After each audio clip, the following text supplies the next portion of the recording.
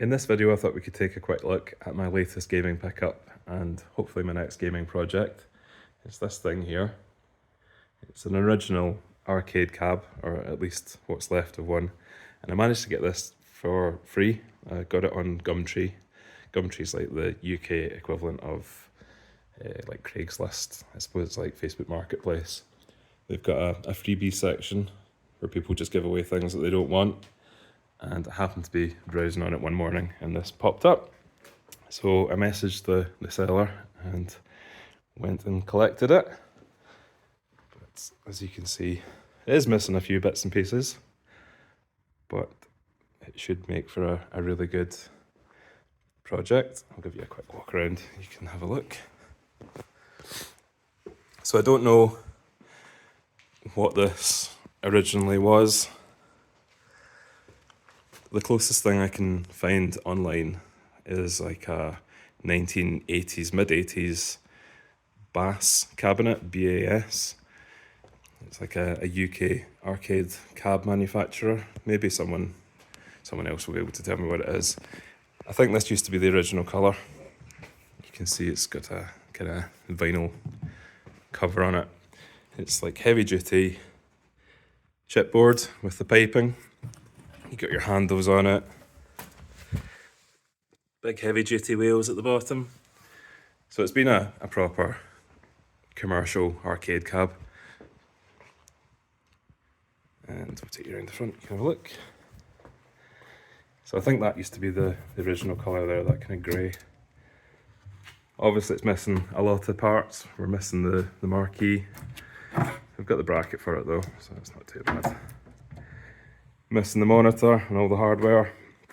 It did come with the control panel. Nice 4-button control panel, 2 sticks. That's nice heavy duty metal. Then here we're missing the coin door. That's alright. We'll get another one of those. But if you can see in there, that's the only marking on the system, 701. Guessing it was machine number 701, wherever it was.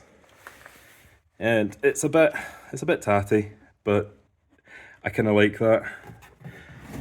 See in here we've got the coin box. There's a freebie couple of joystick bits there.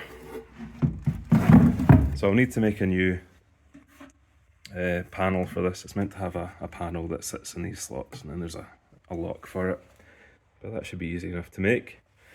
We'll get this glued back on. It is a bit tatty, but I kind of like that because it's like an original arcade cab.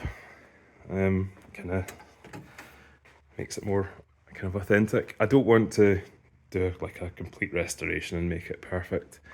My plan with this is to put a CRT in it, just to get the marquee replaced, and I've got a MVS board. I've got a couple of MVS boards I could put in it, and I'd also like to be able to put like a Mega Drive and a Dreamcast in there so I could play some retro games on it. I've got a screen over there, or it's a TV, which will hopefully fit. It's a Sony 4.3 ratio flat screen CRT, so it was one of the last flat screen in that ratio that Sony made, and I'm hoping that it fits in here. If not, we can always just put in an LCD, but I'd like it to be CRT. So the backstory on this, the guy that had it, he apparently bought a job lot of these years ago, and I think this one ended up getting parted out, and it's been sitting in storage for a good few years, he'd said. So he needed the space, and he was actually going to take this to the bin, the dump. He said he was going to break it up and just skip it, but he had a second thought because it's in such nice condition. So he ended up putting it up to see if anyone wanted it, and that's where I've come along and taken it. But yeah, it's far too nice to be thrown in the skip, because it's not all rotten or anything down the bottom, and it should clean up nicely. I'll need to get a new lock for this. I've actually already got some here. A couple of those, one for the back, because it's just kind of jerry-rigged together at the moment, and one for in there, get a coin door, and get some perspex, I think, for the screen here. Same up the top. But yeah, that's my latest pickup, and hopefully my next gaming project.